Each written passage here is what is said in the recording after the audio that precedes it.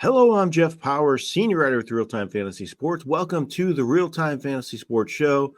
It is time for starts, sits, and sleepers for Week 12 of the fantasy football season. Moving right along here, we are already in Week 12, just a couple weeks left in the regular season in most of your standard leagues. Hopefully you're doing well, getting ready to make a long playoff run. As for me last week, I like to keep track of what I did. I went just 13-13 on my picks for start, sits, and sleepers. Hopefully I do a little better this week. I'm still sitting at 56% overall for the year, 158 and 128. I want to get up to 60%. That's my goal. Hopefully I do better this week. Give you a lot of good picks for Week 12. We do quarterbacks, running backs, receivers, and tight ends. I'll give you 3 starts, 3 sits, and then a sleeper at each quarterback, running back, and receiver position. I'll do 2 tight ends, starts, 2 sits, and a sleeper. We always start with the QBs, and we start with the starts as well. And my first one is Jared Goff of the Detroit Lions. He had one of his worst games of the season last week. He missed on a lot of passes he normally makes, scored just a touchdown. Conditions were not great in that game, though, and it was a good, tough matchup against the Eagles. He dealt with a lot of wind in that game. I think he rebounds in a big way this week. Remember, he had 22-plus fantasy points 2 straight games before last week. He gets the Giants. They allow the 3rd most fantasy points to quarterbacks on the season. I think Goff gets it going this week and has a really good showing for his fantasy owners. My next start at QB is Jacoby Brissett of the Arizona Cardinals. No Marvin Harrison last week. No problem. He broke an NFL record with 47 pass completions in this game. Pretty amazing. He has at least 23.5 fantasy points all 5 of his starts this year. They have no running game. He throws the ball a ton. He has 44-plus pass attempts, all but 2 starts for the Cardinals. I don't care who he's playing. The Jaguars are actually pretty solid defensively, but I think Brissett's going to score no matter what. He's going to top 20 fantasy points again, and he's a really good start in this matchup. My last start at QB is Patrick Mahomes of the Kansas City Chiefs. Normally, he is a start no matter what anyway, but some people might be a little down on him. He has 2 straight down games, less than 18 fantasy points, 2 straight games, but they were really tough matchups. He's going to have a much better go this week against the Colts. They're middle of the pack against the pass. It's a must-win game for the Chiefs as well if they want to make the playoffs. I think Mahomes steps up, comes up big in Week 12. Don't get too discouraged by a couple down games from him. He's still Patrick Mahomes. This is a huge game for them. I think he's going to post a monster fantasy game. Let's go to the sits now QB. And my first one is Baker Mayfield. Tough to sit him because of his track record, but he isn't just having quite that season you're accustomed to. He has less than 175 passing yards, 2 of 3 games, less than 15 fantasy points, 2 of 4 games as well. He just isn't showing that same consistency you would hope, but they have all sorts of injuries at receiver, which is not helping matters. Plus, the starting running back's been hurt as well, Bucky Irving. So he can only do so much on his own, and I think he could struggle again to post big fantasy numbers this week against the Rams, who allow the 7th fewest fantasy points to quarterbacks. They have allowed fewer than 200 passing yards 4 times this season. So I think Mayfield could have another one of those ho-hum games. So if you have better options to consider, somebody with a great matchup, I would do it in Week 12. My next sit at quarterback is Joe Flacco of the Bengals. No Jamar Chase this week. Obviously, that is a monster event for Flacco because Chase is arguably the best receiver in football. So he's without him. And he's coming off his worst start as a Bengal. Joe Flacco just didn't do much in that game last week. And he plays the Patriots this week. They have actually been really good defensively. They have allowed less than 150 passing yards 2 of 4 games, and overall, they've allowed less than 20 points 4 of 6 games. Patriots defense is pretty good, and I think Flacco could have another game with some struggles here. My last sit at quarterback is Jameis Winston of the New York Giants. So the Giants, we wanted to see how they played with Winston as a starter, new head coach, and they ran the ball a ton in Winston's first start. He didn't even attempt 30 passes, scored just 15.05 fantasy points. He gets the lines this week. I know they could get down big in this game and have to throw often, but I just don't trust Winston in this offense right now.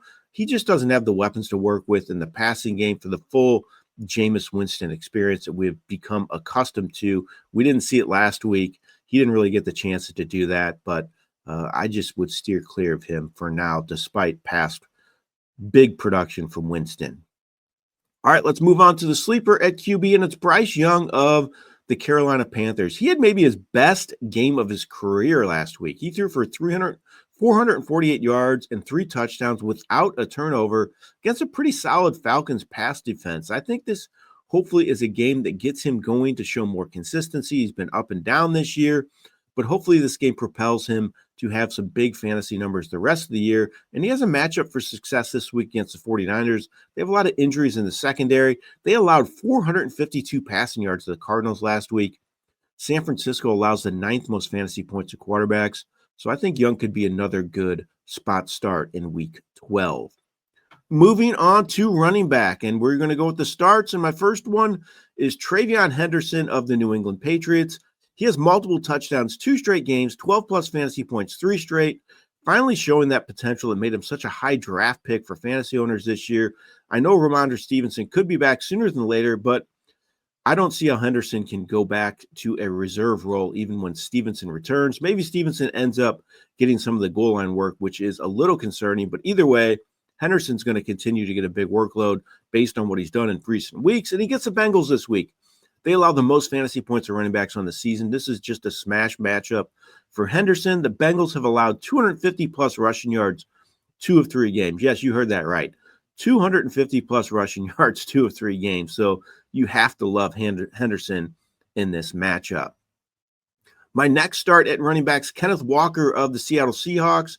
He continues to split a lot of the work with Zach Charbonnet at running back, but he's getting a lot of touches even though he's splitting the work. He has 15-plus touches, 2 straight, double-digit rush attempts every game this season. So he can really have that big game any given week based on his big play ability. And if he gets double-digit touches again this week against Tennessee, which seems very likely, he could really post some big numbers. Tennessee allows the 8th most fantasy points of running backs. They've given up 130-plus rushing yards 3 of 4 games.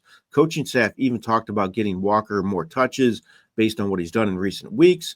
So I think that's good news for Walker to go off in week 12. My last start at running backs, Alvin Kamara of the Saints. He's really starting to blossom with Tyler Shugg as the new starting quarterback for the Saints. Kamara scored 14.5 fantasy points his last time out and had a season-high 25 touches in that game. I think Shugg's a big positive for all playmakers for the Saints going forward, especially this week for Kamara against the Falcons. They allow the 4th most fantasy points of running backs. Defense is really reeling lately. They've allowed 30-plus points 3 of 4 games. So I think this running game is going to have a lot of success in week 12. Let's move on to the sits now. And my first sit at running backs, Ashton Jeanty of the Las Vegas Raiders. Jeanty ran just 6 times for 7 yards last week. It was his worst rushing game of the season. The only positive is he had a career best 6 receptions. So that was a positive, but still, you have to worry about his overall production in this offense and his workload. Just isn't getting a ton of work. He's been a lot more up and down than you would like. You just thought he would get a ton of volume as the lead back, maybe the focal point in this offense. Hasn't been the case, though. And he could struggle this week against the Browns. They allow the 6th fewest fantasy points of running backs. Browns have allowed fewer than 100 rushing yards 5 of 10 games this season. My next sit at running back is James Cook of the Bills. Cook has really kind of cooled lately since his great start to the season. He's just 13th overall in fantasy running back scoring his last 3 games. He has less than 55 rushing yards 2 straight games. He gets the Texans this week. This is a great defense. They've allowed fewer than 100 rushing yards all but 3 games this year, and they've allowed less than 20 points 3 of 4 games as well. I think this could be a low-scoring game with the Bills and Texans this week, and I worry about Cook producing one of those big performances. My last sit at running back is Bam Knight of the Arizona Cardinals. Amari Demercado is hurt, and that means Knight could get more work at running back, but still, he's gotten more work this year and just hasn't produced. So I would not get too excited. Don't overvalue Knight because he could get more touches because Demercado's hurt. He has more than 50 rushing yards just 1 game this year, double-digit fantasy points just 2 times all season. He's very hard to trust, even an expanded role, in my opinion. He gets the Jags this week as well. They allow the 5th fewest fantasy points of running backs, giving up fewer than 60 rushing yards 2 of 3 games. I said I like Jacoby Brissett. I think the Cardinals are going to have to throw the ball to have success offensively in this one. My sleeper at running back, it's a bit of a deep sleeper, but I talked about how I liked Alvin Kamara because I thought this matchup was great for the Saints running game. I kind of like Devin Neal too. He's getting more work in that backup role. He's played at least 35% of the snaps, 3 straight games. He has 3 receptions, 2 of those games as well. And with the Saints coming out of a bye, you sometimes see these teams like to get the rookies more involved when they come out of a bye, have more faith in them, get them game planned a little bit more in the action. So I think he could do well this week against Atlanta if you're looking for a deep flex play, if you're in a deeper format. Atlanta, as I mentioned, really struggle against the run. They allow the 4th most fantasy points of running backs. They give up 323 rushing yards in a game just 2 weeks back. So I think both Neal and Kamara could be sneaky plays for fantasy owners. Let's move on to the receiver position. Now I'll give you 3 starts at receiver. My first one is Nico Collins. He's a must start anyway, but I really like him to produce well in his matchup this week. He is 3rd overall in fantasy receiver score in his last 3 games. I actually think Davis Mills has been a positive for Collins with CJ Stroud out. He has at least 7 receptions all 3 of those last 3 games. He gets the Bills, who actually do pretty well against the pass, but as I mentioned, I think the Bills could get a lead in this game. Texans have to play catch-up, have to throw the ball a lot. I think Collins is going to rack up the targets once again. Don't get scared by the matchup. I talk about matchups a lot on here, but some players you have to play no matter what, and I think they are kind of matchup proof. And I think Collins is going to do well in this one, despite the Bills having a pretty good secondary. My next start at receivers, Jameson Williams of the Detroit Lions. He's really coming on lately. He has the 4th most fantasy points at receivers last 3 games. Dan Campbell's calling plays now. He's done it the last 2 weeks, and it seems like Williams has been more involved with Campbell calling plays. Just a real positive for him. He has touchdowns 3 straight in 4 or 5 games, 19 plus fantasy points, 2 straight games in those ones that Campbell's been the play caller. And he gets the Giants, as I mentioned with Jared Goff earlier. They allow the 6th most fantasy points of receivers, really struggled against the pass most of the season. My last start at receivers, Devonta Smith of the Eagles. It really just seems like Smith has that big game after he gets ignored the week before. And I looked it up, and it is the case. He has 19 plus fantasy points after all but 1 game he scored less than double-digit fantasy points. So he was ignored last week, had just a catch. I think he rebounds in a big way this week against Dallas.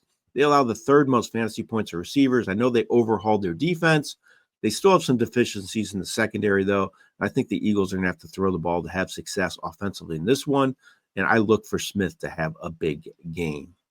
My sits at receiver, my first one's Romeo Doubs of the Packers. He might play the most of any Packers receiver. Doesn't always lead to great production for Doubs, though. He got 8 targets last week. Still managed to score fewer than double-digit fantasy points in that game, though. He has fewer than double-digit fantasy points 2 straight in 3 or 4 games. He gets the Vikings this week. They allow the 6th fewest fantasy points to receivers. Just held both the Ravens and Bears passing attacks, which are very good, to less than 200 passing yards. I think Doubs could struggle in this one. My next sit at receivers, Ricky Pearsall of the San Francisco 49ers. So he's kind of a wait and see for me. The encouraging thing was he returned from that knee injury last week. He played 75% of the snaps, so he was out there a lot, but he had just a catch on 3 targets. I want him to have that big game before I trust him again, and I don't love his matchup this week either against the Panthers. They allow the 4th fewest fantasy points for receivers this year. This defense has actually been pretty good most of the year. I'm waiting for Pearsall to do something before I'm plugging him back in my lineup. My last sit at receiver is Alec Pierce of the Indianapolis Colts. He's actually rounding into form, getting a lot more consistent work lately, but he has struggled some at times this year with some down games. So I'm worried about him making the big play this week against the Chiefs defense. Chiefs, really good defensively against the pass, allow the 7th fewest fantasy points to receivers. They just don't allow that big play. They do a good job in limiting it, and that's where Pierce excels. I think it could be a lot more dump-offs to Michael Pittman in this matchup. Chiefs also have allowed less than 200 passing yards 5 times this year, so I think Pierce could be held in check in this one. My sleeper at receivers, Andre Yoshivas of the Cincinnati Bengals. I did say I don't like Flacco much this week, but Yoshivas is kind of intriguing because he's going to get the chance to start with Jamar Chase sitting because of that 1-game suspension. And he's produced well at times in a starting role. He has 2 games this year with 13 plus fantasy points. And I think he could rack up some targets in this game for the Bengals, who could be playing from behind, trying to keep up with that high-powered Patriots offense. So Yoshivas could be a good 1-week play for fantasy teams. Tight end now. That's my last position to target.